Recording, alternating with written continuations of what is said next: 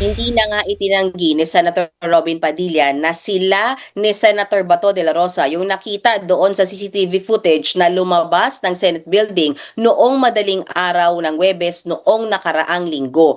Pero giit ni Senator Robin Padilla, hindi raw sila tumakas ni Senator Bato dahil kaswal at maayos daw silang nakalabas ng Senate building. Sa gitna nga raw yan ng presensya ng mga police at security personnel. Wala naman daw humarang sa kanila noong mga panahon na yon. Kung matatandaan natin, Bok, nauna nang sinabi ni Senator Robin Padilla na sa kanya o nauna na niyang inamin na sa kanya nga yung nakuhaan ng ating mga kamera na sasakyan na lumabas nung bandang 2:30 ng madaling araw ng Huwebes mula sa Senate building. Narito yung naunang pahayag ni Senator Robin Padilla. Pakinggan natin.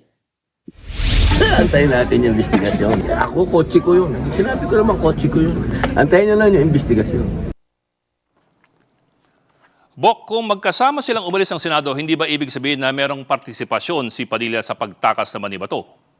Okay, ganito yung kwento ni Senator Padilla, no. Ang sabi niya, bandang madaling araw ng Huwebes, nagsabi na siya na kailangan na niyang umuwi sa kanyang pamilya dahil hinahanap na siya. Kung maaalala mo kasi, Bok, 'di ba, simula nung diyan nag-overnight si Senator Bato last Monday, sinamahan siya ni Senator Robin Padilla. So by Thursday ng madaling araw, sinabi raw ni Senator Robin na kailangan na niyang umuwi. At ang sabi daw ni Senator Bato, nakiusap sa kanya na kung pwedeng sumabay sa kanya palabas. Hindi na raw naman matanggihan ni Senator Robin Padilla si Senator Bato dahil wala nga raw sariling sasakyan si Senator Bato nung pumasok siya sa Senate dahil pumasok daw siya sa Senate, itong si Senator Bato, sakay noong sasakyan ni Senate President Alan Peter Cayetano.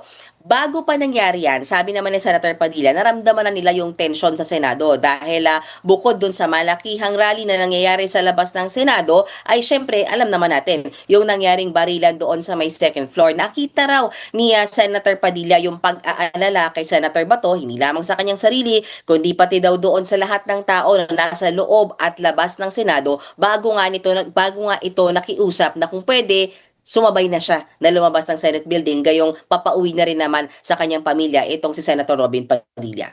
Okay, so nakiangkas lamang si Bato. Anyway, so kung sinabi ni Padilla na, sinabi mo ni Padilla kung saan niya hinatid si Bato de la Rosa?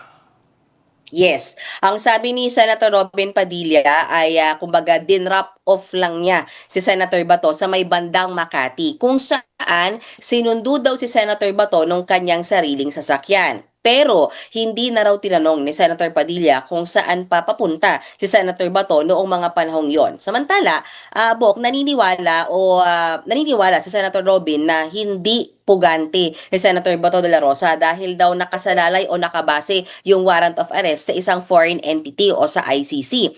At sana naman daw igalang din muna yung proseso dito sa loob ng ating bansa bago daw tumingin sa foreign entity gaya ng ICC. Para naman kay Senator Amy Marcos, ang sinasabi niya, yung temporary restraining order pa lang ang dinideny ng SC. Hindi pa raw talaga yung tungkol doon sa usapin ng validity noong warrant of arrest na inilabas ng ICC laban kay Senator Bato. Kung konting refresher lang, matatandaan natin na Bok, itong si Senator Bato at si dating Pangulong Rodrigo Duterte parehas na may inihaing petisyon sa korte na kine-question nga yung validity ng warrant of arrest at yung validity ng pakikipag-cooperate ng ating gobyerno sa ICC. Hanggang ngayon, wala pang desisyon ng Korte Suprema kaugnay niyan.